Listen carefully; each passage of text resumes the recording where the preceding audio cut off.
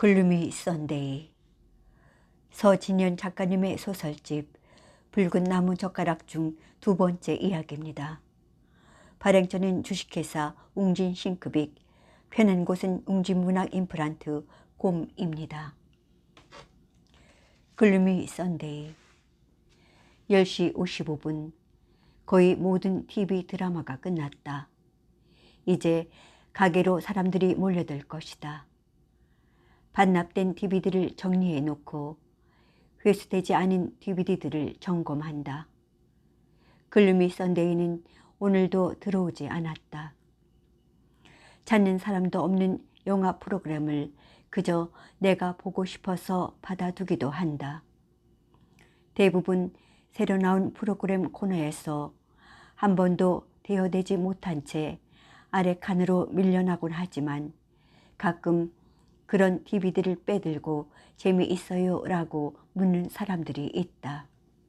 나는 선뜻 네 하고 대답하지 못한다. 그들이 재미있냐고 묻는 의미는 대개 얼마나 많은 피가 튀고 얼마나 많이 부수는가 혹은 얼마나 에로틱한가 하는 것이기 때문이다. 그래도 드물게 비슷한 취향의 손님들이 있다. 글루미 썬데이도 벌써 일주일 전에 대여되었다. 골목 초입에 사진관을 열어놓고 그곳을 살림집으로도 쓰고 있는 남자가 빌려갔다. 언제나 기기에서 갓 빼내 열기도 식지 않은 DVD를 반납하는 사람이지만 간혹 이렇게 반납 따위는 잊은 채 며칠씩 사진관을 비우기도 한다.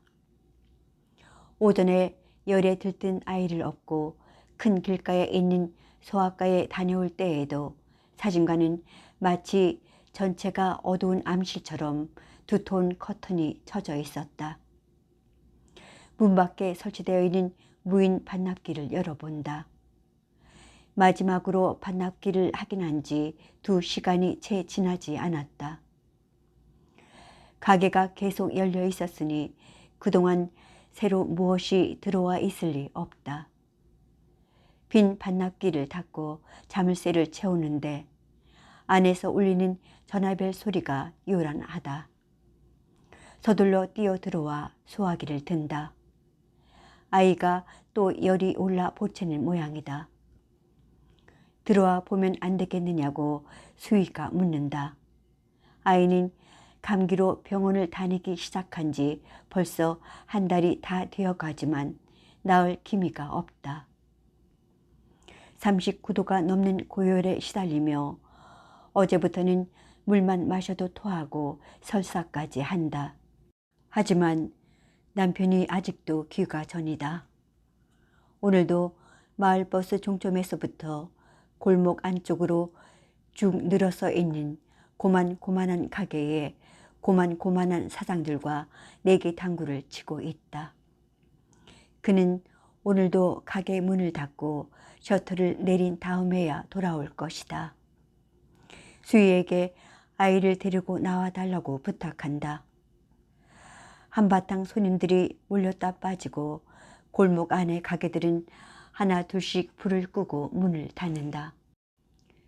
간간히 늦은 손님 두엇이 다녀가고 자정을 넘기고도 한참이 지나서야 다시 골목이 소란스러워진다. 그들의 귀가다. 나도 잠들어 무거워진 아이를 고쳐 엎는다. 카운터 뒤쪽에 DVD가 꽂혀있는 진열장 한쪽을 슬그머니 밀면 한 평 반짜리 밀실 같은 내실이 나온다. 소형 냉장고와 한 칸짜리 싱크대, 커버도 없이 맨몸인 싱글 침대로 채워진 실내는 비좁다. 침대 구석에 밀쳐둔 이불을 펴고 베개를 집어 한쪽 끝에 던져 놓는다. 소형 냉장고에서 유리병에 든 보리차를 꺼내놓고 싱크대 선반 위에 올려두곤 하는 작은 페트병들을 찾는데 찾을 수가 없다.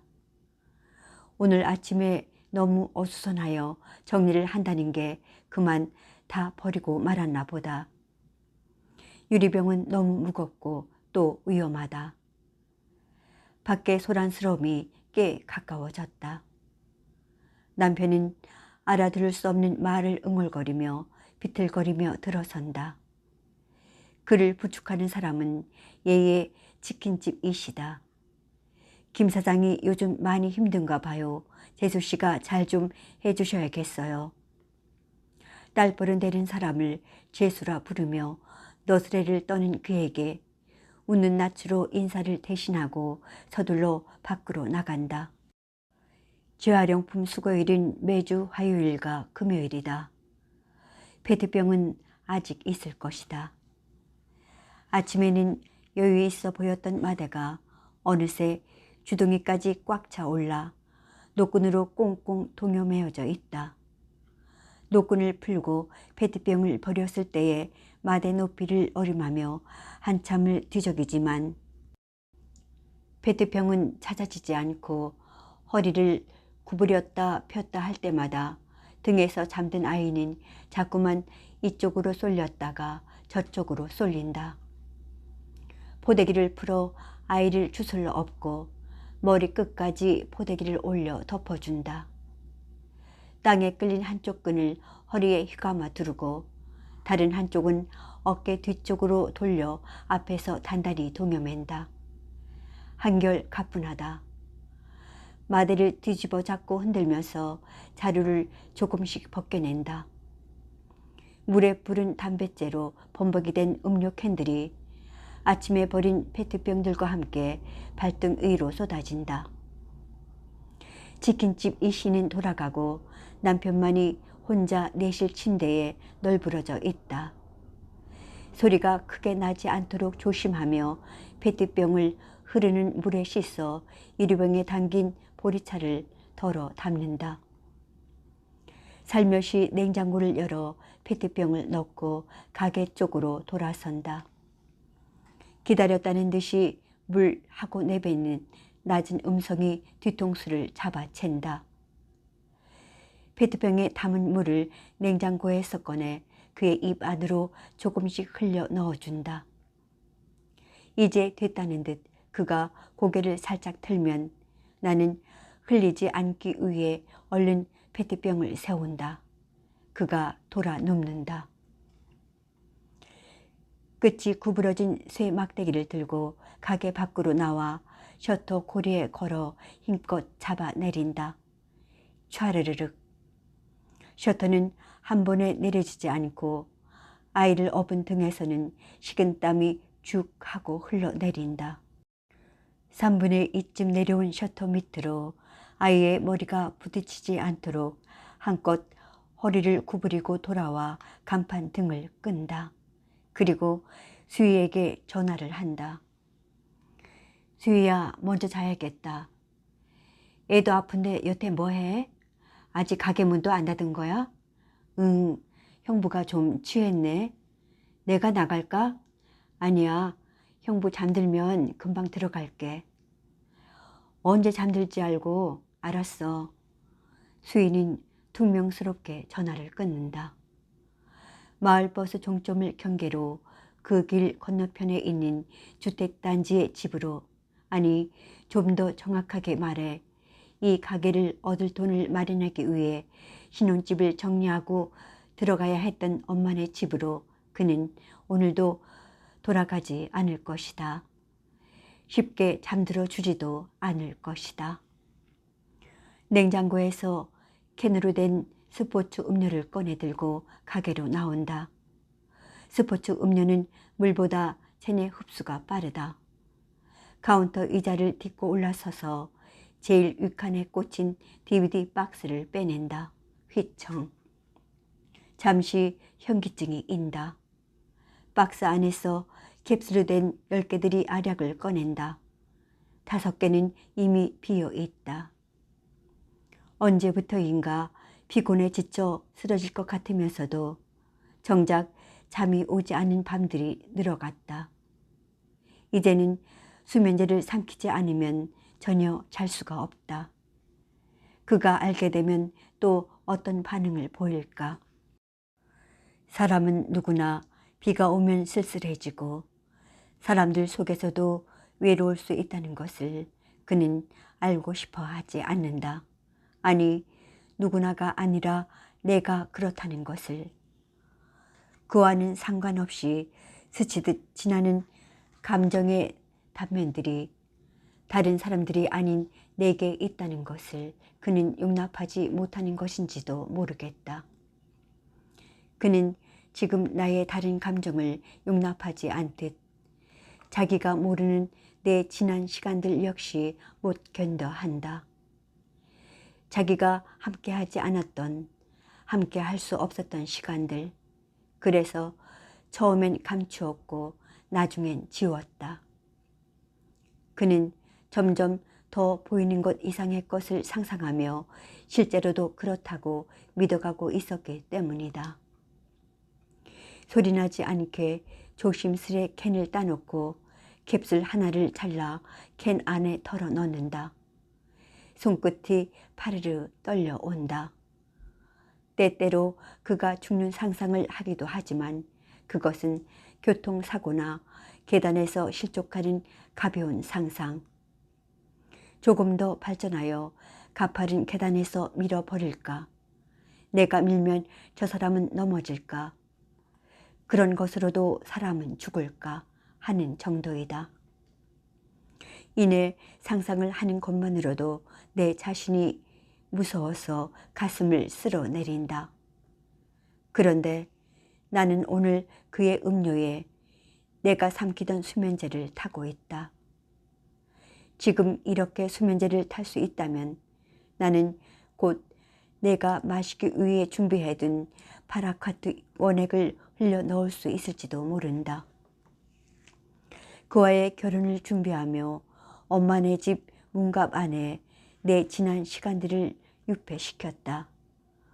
어릴 때부터 써온 여러 권의 일기와 사진 앨범, 문집이라고 정리해두었던 파일 박스, 밤새도록 스토리를 엮어서 다음날 학교에서 친구들에게 몰래 읽히곤 했던 소설 뭉치들, 일기나 연애편지가 아닌 어릴 때 사진이나 문집들까지 숨겨야 하나 잠시 망설이기도 했지만 갑자기 귀국을 결심한 그에게 이끌려 들어와 한 달 만에 치르게 된 결혼식이었다. 짧은 준비 기간 동안 그런 것들을 늘어놓고 추리고 정리할 만한 시간적 여유가 없었다. 일본에서 한국 음식점을 하고 있는 엄마와 아직 공부가 덜 끝난 수희는 일본과 한국을 오가며 생활했기 때문에 집은 늘 비어 있었다. 엄마네 집 근처에 신혼집을 구하고 결혼식을 치르고 신혼여행을 다녀오고 새 생활의 설계로 분주한 석 달이 훌쩍 지나버리고 내가 결혼한 뒤로 혼자 남게 된 수희 때문에 거의 일본에 머물러 있던 엄마에게서 국제 전화가 걸려왔다.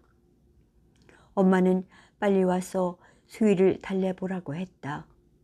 수희는 자기도 공부 그만하고 돌아갈 거라면서 짐까지 전부 꾸려놓은 상태라고 했다.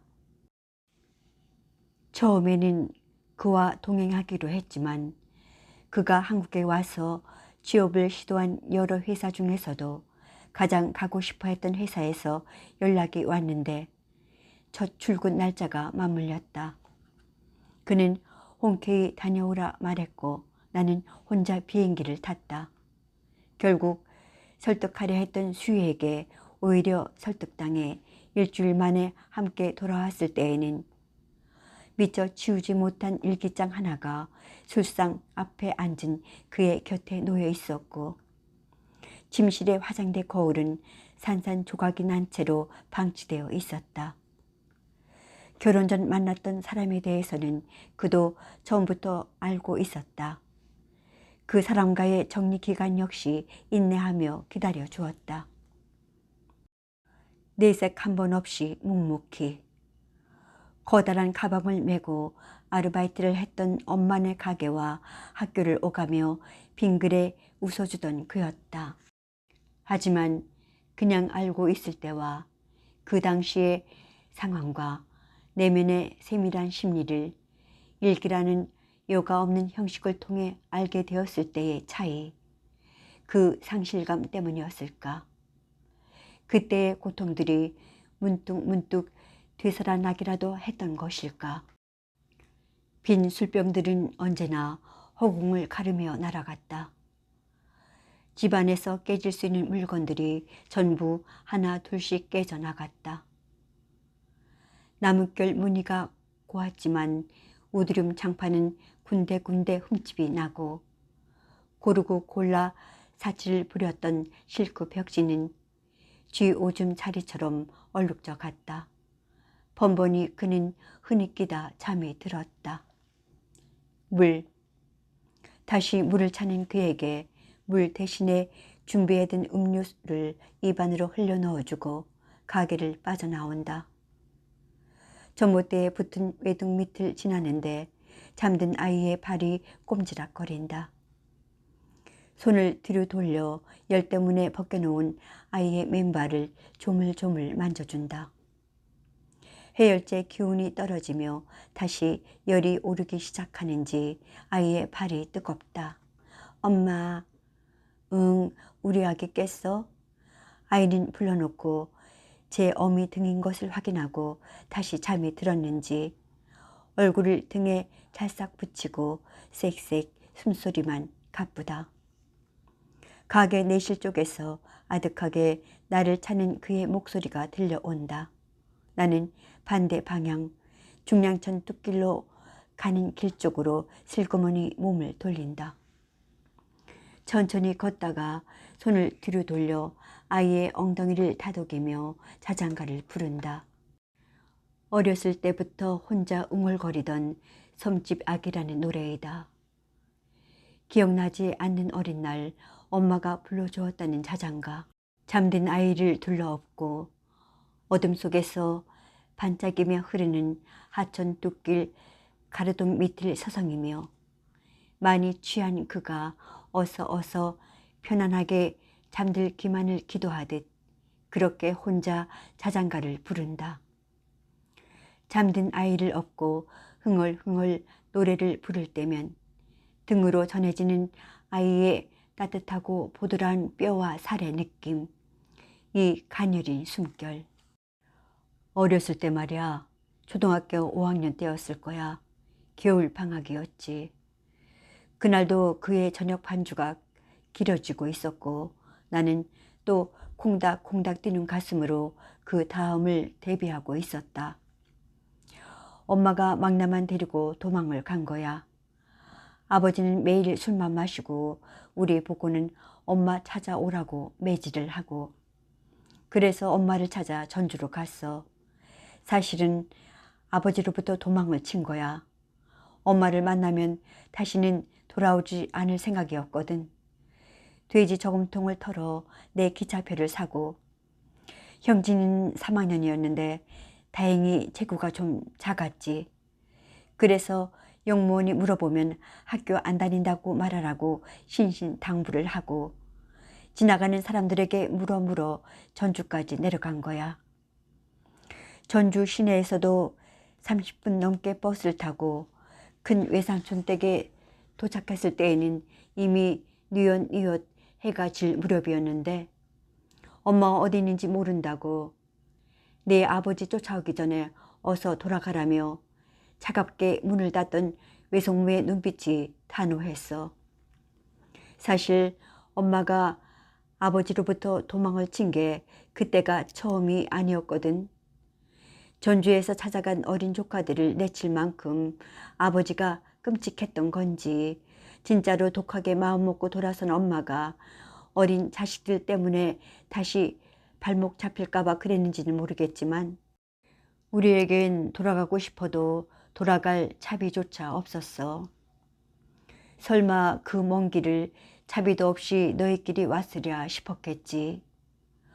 어디에선가 아버지가 숨어서 지켜보고 있다고 생각했을지도 모르는 일이고, 형진이의 손을 잡고 왔던 길을 뒤돌아 더듬더듬 걸었어. 형진이가 형 무서워 하는데 주위는 어느새 깜깜해져 있더라. 또 얼마쯤 가서 형 다리 아파 하는데 눈이 내리기 시작하는 거야. 나도 무섭고 춥고 배고프고 다리 아프고 그랬는데 그래도 난 형이잖아. 빨리 걸어 임마 하는데 눈물이 나더라.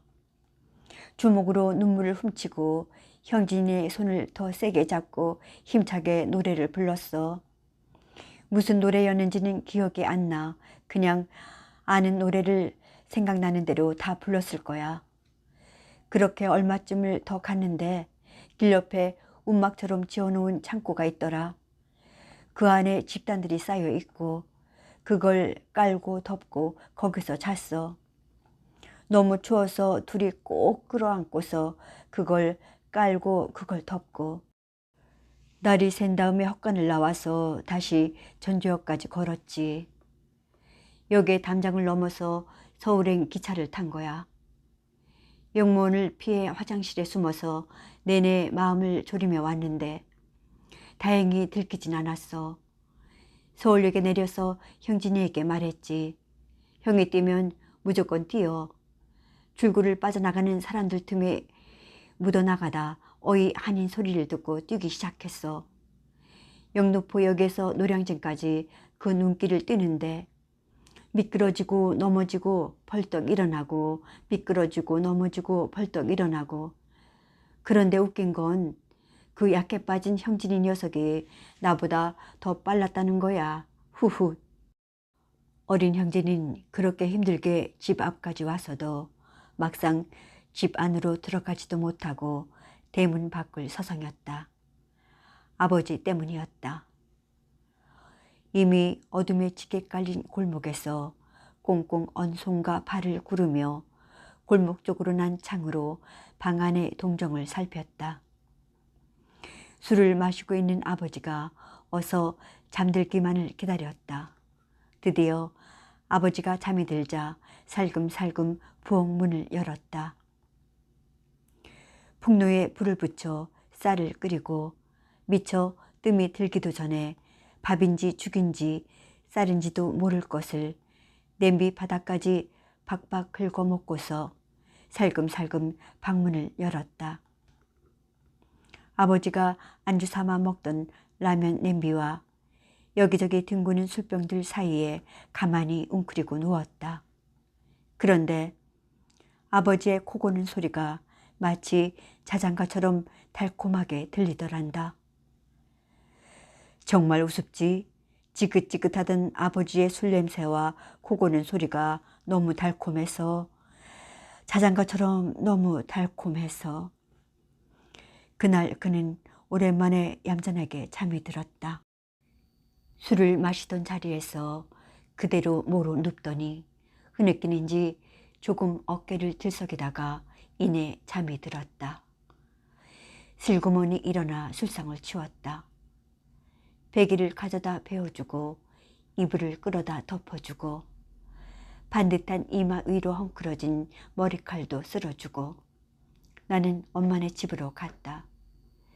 자고 있는 수희를 깨워 문갑 안에 숨겨두었던 것들을 전부 꺼내 옥상으로 옮겼다. 종이를 태우면 왜 그렇게 연기가 날까? 시커먼 밤의 잿빛 연기. 연기 때문에 조금씩 태웠다. 타들어가는 불빛에 거기에 쓰인 것들이 읽혔다. 한 줄, 두 줄, 조금씩 읽혔다. 뱃속 아기가 자꾸만 발길질을 해댔다. 아이는 예상했던 대로 장염의 폐렴이다. 감기가 오래되다 보니 합병증이 온 것이라고. 유아기의 아이들에게는 흔한 일이긴 하지만 두 가지가 겹치다 보니 위험할 수도 있다고 한다. 설사가 멈출 때까지는 금식을 해야 하고 원인균을 알아내어 적절한 치료를 해야 한다면서 입원을 권한다. 의사는 만에 하나 세균성일 경우엔 예후를 장담할 수 없다는 말을 조심스럽게 덧붙인다. 입원 수속을 마치고 병실 배정을 기다리며 수희에게 전화를 한다. 갈아입을 속옷과 세면 도구를 부탁하고 가게는 형부가 보도록 나가지 말라고 당부한다.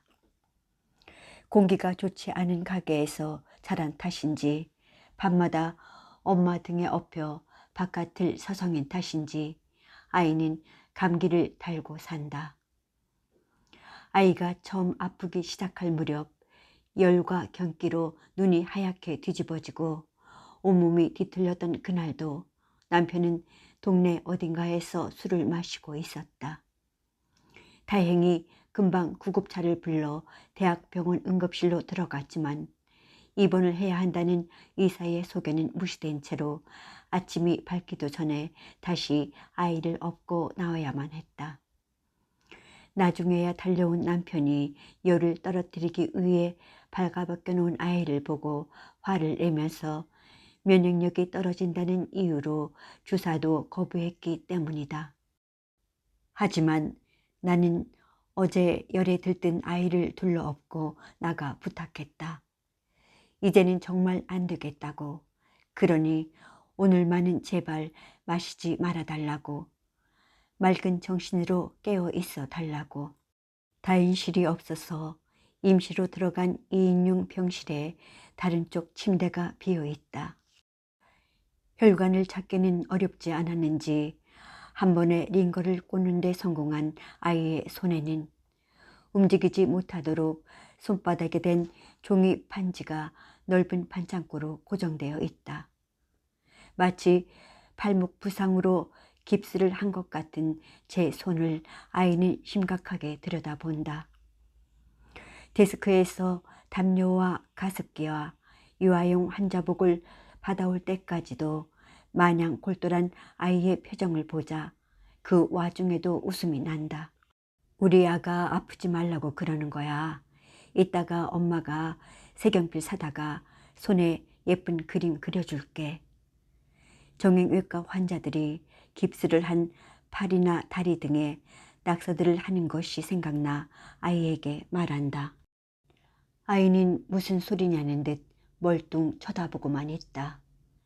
아이의 그 표정에 또 슬그머니 웃음이 난다. 환기를 시키려고 창문을 여는데 벌써 바람이 차다. 아직 앳된 간호사가 들어와 침대 머리맡에 금식이라는 팻말을 붙이고 링거를 들여다보며 주사의 양을 조절하고 혈압을 잰다. 보호자분 식사는 어떻게 하시겠어요? 신청해 드릴까요? 아니요, 괜찮아요.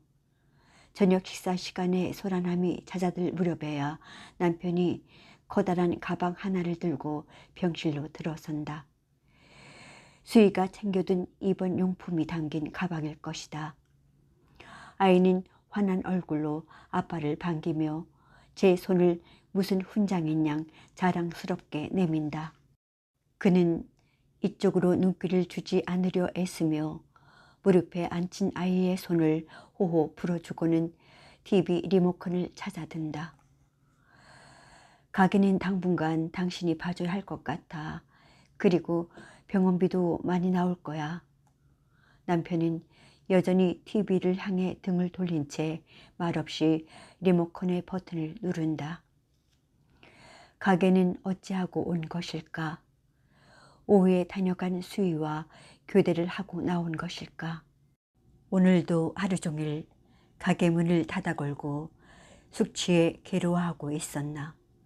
저녁은 먹었을까? 나는 아무것도 묻지 않고 그 역시 아무 말도 하지 않는다. 아이의 어디가 얼마나 아픈지도 묻지 않는다. 어쩌면 그것은 그가 미안함을 표현해내는 방식의 전부인지도 모르겠다. 늘 그래왔던 것처럼. 첫 직장의 실패를 시작으로 그는 어떤 일도 열흘을 넘기지 못했다. 내 지난 시간들을 모두 태워버리고 그가 보고 연상하게 될 행동을 하지 않으려 노력해 보았지만 그는 여전히 괴로워했다. 전공이었던 프로그래밍을 해보겠다고 들어갔던 소프트웨어 제작업체는 출근 첫날에 축하주가 발단이 되어 며칠 동안 자리에서 일어나지 못했고 중저가 의류를 제작하여 일본으로 수출하던 무역회사는 수희가 예전 남자친구와 찍은 사진을 나로 착각하여 시작된 술이 또 며칠씩 가느라 그만두어야 했다. 임시직이라고 생각하고 들어갔던 택시 회사는 더구나 술과는 인연이 있으려야 있을 수 없는 곳이었고, 뱃속에 아이가 자라 8개월이 되었을 무렵 자판기 사업을 하던 친구와 뜬금없이 시작한 생선 장사도 꼭 열흘 만에 포기하고 들어누웠다. 그래도 도맥 생선을 받으러 할부로 구입한 작은 트럭을 몰고 나갈 때면 나도 새벽 시장을 구경하겠다며 부른 배를 안고 따라 나서곤 했다. 상자 가득 펄떡이는 생선들, 굵고 깊은 주름이 가득 진 얼굴에 활기찬 웃음을 날리며 뛰어다니는 사람들. 이렇게 살아들 가는구나. 거기에 하나가 되어 뛰어다니는 그의 모습이 너무 아름다워서 혼자 가슴이 부풀어 오르기도 했다. 부른 배를 쓰다듬으며 아가야, 아빠야 혼자 중얼거리기도 했다. 하루 종일 돌아다녀서 팔았다는 전대를 받아들일 때에는 주위에 꽁꽁 온 그가 너무 가여워 콧날이 시큰거리기도 했다.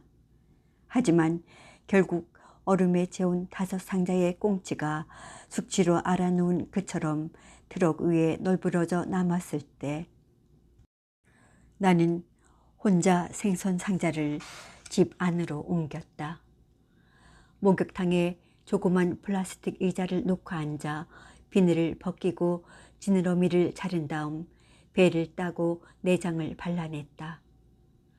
임신 8개월에 부푼 배를 안고 몇 시간 동안 5상자의 생선을 모두 손질했다.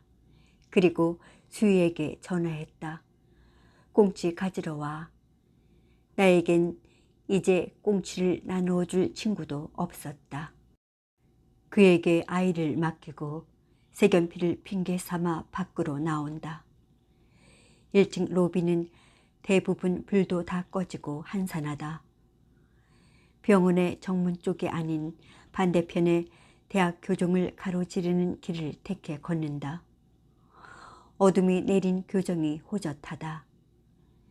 길가에서 들어간 숲속의 벤치에 앉아 작은 손가방의 안쪽에 달린 주머니에서 담배와 라이터를 꺼내는데 그 안에 든 것들이 같이 만져진다. 이제 네 알이 남은 수면제와 검은 필름통에 담긴 파라콰트 원액이다. 나는 아이에게 감사해야 하나?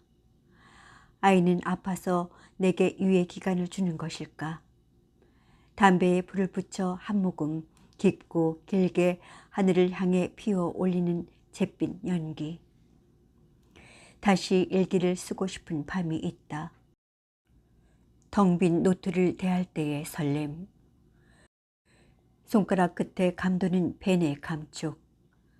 머릿속을 떠도는 무수한 상념이 깨알같이 글자들을 만들어 내려갈 때면 어떤 덩어리가 저 밑바닥부터 목을대를 타고 올라오는 것만 같았던 그 벅찬 시간들.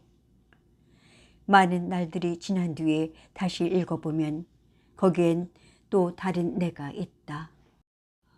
때론 웃음이 나기도 하고 때론 가슴이 서늘해지기도 하는 먹먹하게 그리운 무엇들이 떠오를 때도 있다. 그 그리움들은 어떤 특정한 장소나 대상 혹은 이미지일 수도 있지만 막연히 정체를 알 수 없는 슬픔 혹은 기쁨일 수도 있다. 그 글을 쓸 당시의 생각과 느낌들, 이제는 돌이킬 수 없는 시간을 거슬러 거기에 있는 또 다른 나를 만나는 일. 책을 보지 않아도, 노트를 사지 않아도, 비가 내리지 않아도 미치도록 무언가가 쓰고 싶어지는 날 나는 영화를 본다. 영화에 몰두해 있는 동안엔 내가 없다.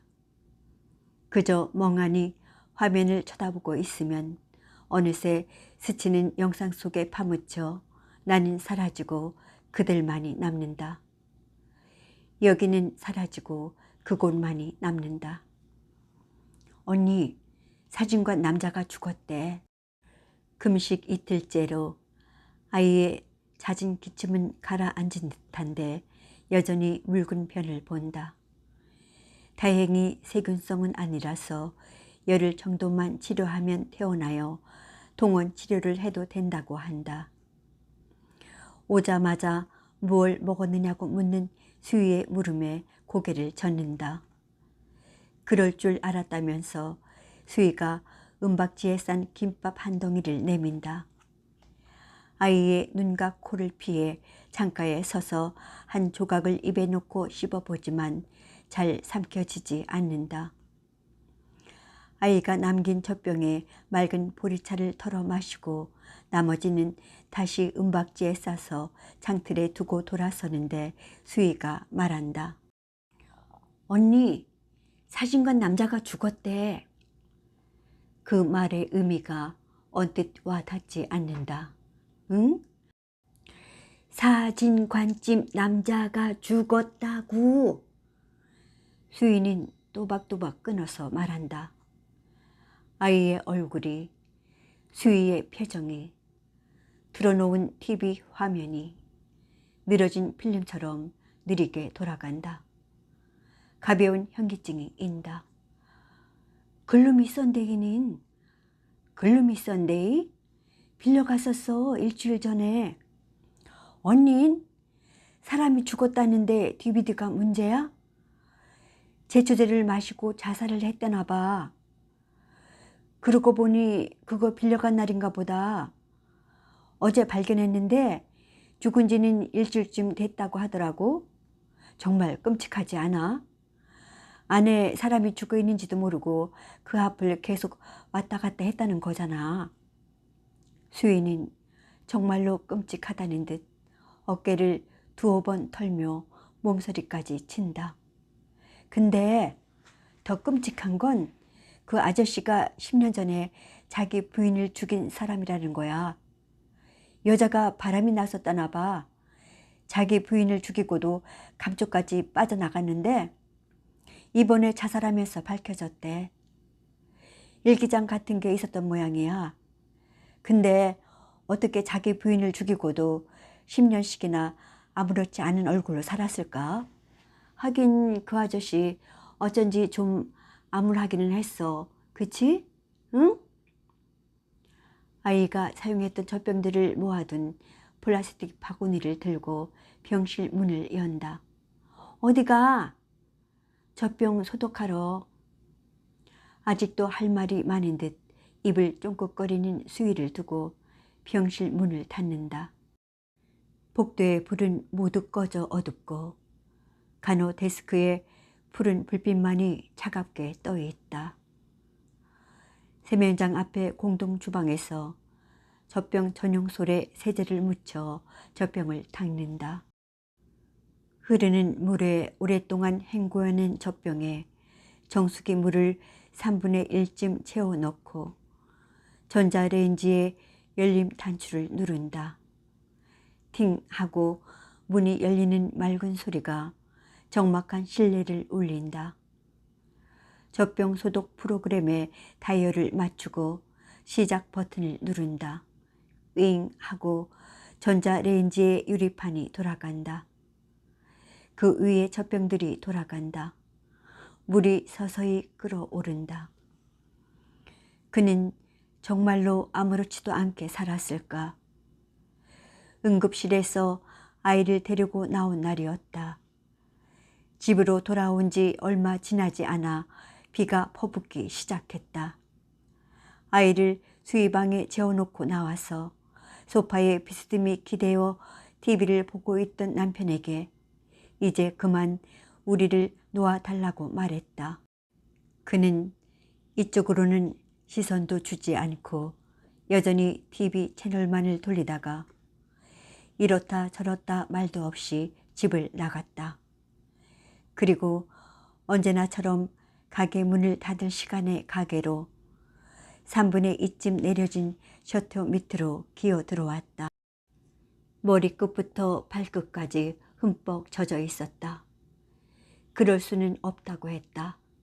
한 번도 생각해 본 적도 없다고 했다. 잘하겠다고 했다. 이제는 정말 잘하겠다면서 차가운 콘크리트 바닥에 무릎을 꿇고 눈물을 흘렸다.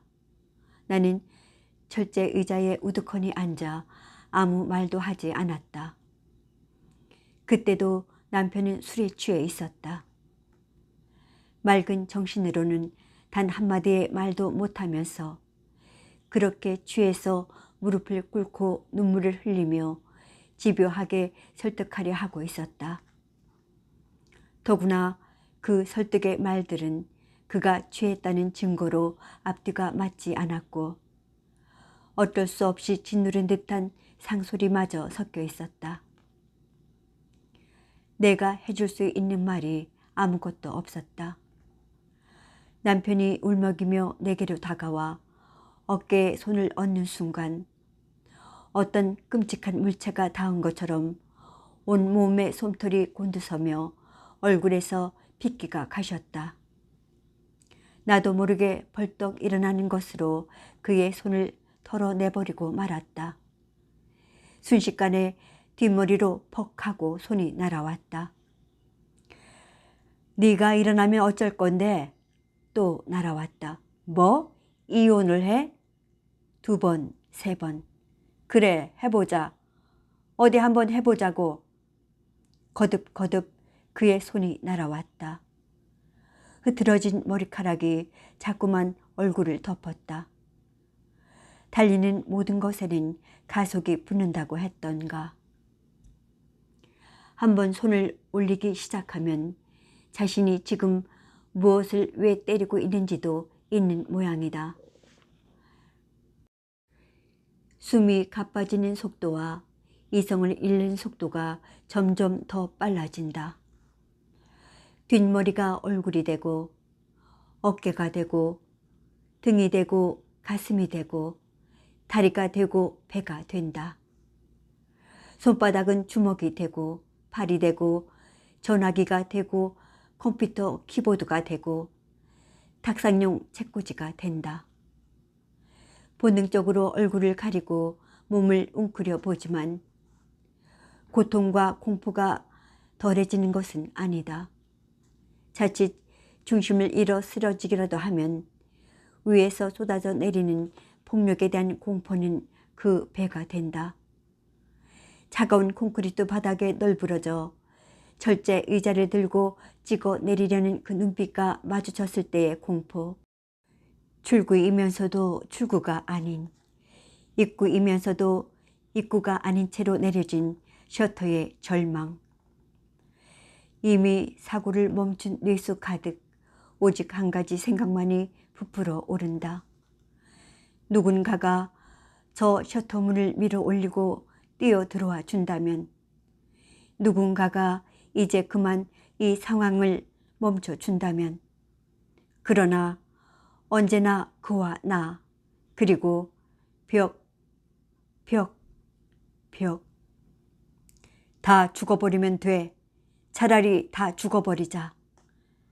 그는 또 칼을 찾아 내실로 뛰어들었다. 재빨리 몸을 일으켜 셔터를 밀어 올렸다. 어둠 속에서 불빛을 향해 뛰었다. 도와주세요. 저 좀 숨겨주세요. 불빛 속으로 뛰어들며 낮게 소리쳤다. 불빛 속의 남자는 순간 당황한 듯 하더니 이내 불을 끄고 문을 닫아 걸었다. 두터운 커튼을 치고 커튼 틈새로 밖을 살피던 남자가 이쪽을 향해 돌아섰다. 헝클어진 머리카락과 맨발에 젖은 몸. 촬영용 조명판 뒤에 어둠 속에 웅크리고 앉아 떨고 있었다. 남편이 금방이라도 칼을 들고 뛰어들 것만 같았다. 뛰어들어와 같이 죽자며 시퍼렇게 날이 선 칼로 내 몸 구석구석을 난도질할 것만 같았다. 그가 칼을 든 것은 처음이 아니었지만 공포에는 면역이 없는가. 그때의 차가운 금속성의 감촉을 내 몸이 기억하고 있기 때문일까. 번번이 이번에는 진짜로 더 깊게 찌를지도 모른다는 공포감에 몸을 떨었다. 무릎을 꿇고 손바닥을 싹싹 비비며 잘못했어. 내가 잘못했어. 제발 이러지 마. 내가 다 잘못했다고. 제발, 제발 이러지 마. 무엇을 어떻게 잘못했는지도 모른 채 빌고 또 빌었다. 나는 무엇을 빌었던 것일까? 함께 할 수 없었던 시간을 가진 것. 그와는 무관한 다른 감성을 가지고 살아가는 것. 상처받은 어린 나를 함께 해줄 수 없었던 것. 그리고 그를 사랑하고 그의 아이를 낳아 그의 어깨에 가장이라는 무거운 짐을 지운 것. 남자는 어둠 속에서도 익숙하게 담요를 가져다 덮어주고 보트에 물을 올렸다. 그리고 따뜻한 김이 모락모락 나는 찻잔을 내게 내밀었다. 나는 춥다. 몸도 마음도 엉망인 채로 그래서 나는 더 춥다. 이런 내게 누군가가 담요를 주고 따뜻한 차를 준다. 전에도 이런 시간이 있었던가. 남편을 처음 만났을 때 그가 내 일기장을 발견하기 전의 시간. 있었던 것도 같고 없었던 것도 같고 시간이 흘렀다. 얼마가 지났는지는 알 수 없었다. 남자는 혼자 소파에 몸을 묶고 앉아 있었고 내 찻잔은 이미 차게 식어 있었다. 저 좀 나눠주세요. 남자가 내 쪽으로 얼굴을 돌렸다. 전에 말했던 알고 있어요. 갖고 있잖아요. 어두워서 남자의 눈빛은 볼 수 없었지만 내가 먼저 무슨 말을 하기에는 그 편이 차라리 나았다. 그에게도 내 눈빛이 보이지 않았던 것일까? 그래서 그도 내게 그런 이야기를 할 수 있었던 것일까? 2계절 전, 그날도 이런 상황 속에 우연히 뛰어들게 되어 그 뒤로도 종종 은신처가 되어준 곳. 남편이 잠들 때까지, 푸른 새벽이 밝아올 때까지 어둠 속에 비켜 앉아 침묵 속에 앉아있던 그가 어느 날 말문을 열었다. 자기에게도 더 이상은 견딜 수 없을 것 같은 순간들이 있다고. 그렇지만 견디는 방법도 있다고. 갖고 있다고는 말하지 않았지만 그렇게 생각하며 견딘다고 말했었다. 걱정하지 말아요. 나 역시 끝내지 못해요. 그럴 용기도 없어요. 그냥 가지고 있으려고요. 조금은 마음이 편해질 것 같아서. 적어도 이렇게 비참해지지는 않을 것 같아서요. 당신도 그랬다면서요? 언제든 끝낼 수 있다는 생각만으로도 연연해 하지 않으며 그냥 모든 게 다 견디어지더라면서요. 한참 동안 소파에 그대로 앉아있던 남자가 이윽고 자리에서 일어나 내실 쪽으로 들어가더니 작은 병 하나를 들고 나왔다. 카운터 책상 위에 조명 하나를 켜고 서랍에서 검은 필름통을 꺼내 조심스럽게 그것을 덜어 넣었다. 한 생명점은 순식간에 걷어가 버릴 수 있다는 제초제 파라카트였다. 새벽녘에야 수위가 돌아가고 나는 오랫동안 창가에 서서 주적주적 비 내리는 거리를 내려다 본다. 어쩐지 다른 이야기들이 있을 것 같은 남의 창, 남의 불빛들을 쳐다본다. 어떤 사람들이 어떤 음식을 먹고 어떤 이야기를 나누며 살아들 가고 있을까? 저들은 이 시각에 왜 깨어 있는 것일까? 새벽까지 공부하는 수험생 아들을 위해 밤잠을 준비하는 엄마의 불빛일까? 아픈 아내를 위해 약을 찾아들고 투명한 유리잔에 물을 따르는 남편의 불빛일까? 저 불빛 어딘가에도 줄고 없는 벽에 갇혀 공포에 떨고 있는 아내가 있고 죽인 아내를 옆에 두고 붉은 소주를 마시며 흐느끼고 있는 남편이 있을까? 가로등 불빛 아래 젖은 나뭇잎이 흔들리고 간간히 아스팔트 위로 물줄기를 가르며 달리는 차들. 그들은 또 어디서 와서 어디로 가고 있는 것일까? 지금 내가 이 파라카트를 마시면 내일쯤 아니면 모레쯤 치킨집 아줌마는 그 집 아저씨에게 말하겠지. DVD집 애기 엄마가 사진관 남자랑 바람이 났었대. 그래서 김 사장이 버릇 고치려고 몇 대 쥐어 박았는데 둘이서 농약을 나눠 마시고 동반 자살을 해버렸다는 거야. 세상에 얼마나 독하게 바람이 나면 그 어린 것을 두고 죽어버릴까? 안 그렇게 생겨가지고 찌찌찌. 이제 김 사장이랑 그 어린 것만 불쌍하게 됐지 뭐. 남편이 나를 죽이기 전에 내가 먼저 나를 죽이리라 생각했다.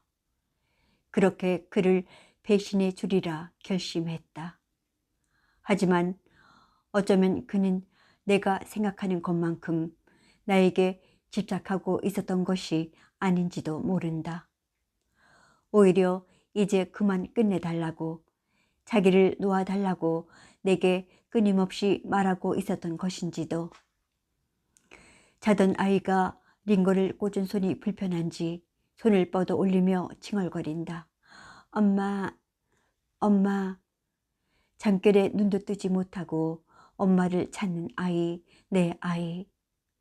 환자용 침대 위로 올라가 아이 옆에 누워 꼭 끌어안아 준다.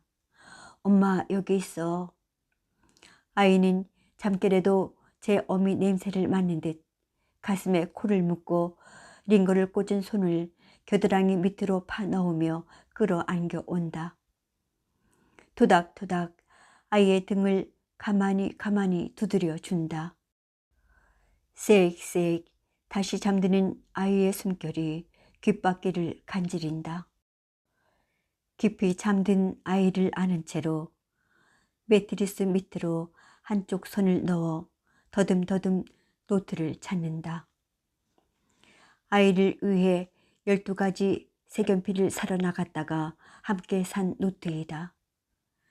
무채색의 두톤 표지가 마음에 들었다. 예전에 쓰던 일기장과 비슷한 것이었다.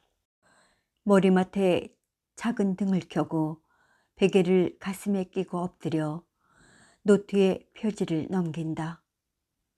그 안에 끼워 놓은 펜을 손에 쥐어 본다. 익숙하여 뿌듯한 감촉이 손끝을 타고 감겨 올라온다. 다시 일기를 쓴다. 아직 어떤 결정을 내린 것은 아니다. 죽을 것인가 살 것인가, 견딜 것인가 떠날 것인가. 다만 잠시를 살더라도 지금 느낌 그대로의 나를 다시 만나고 싶은 것뿐이다. 함께 해주셔서 감사합니다.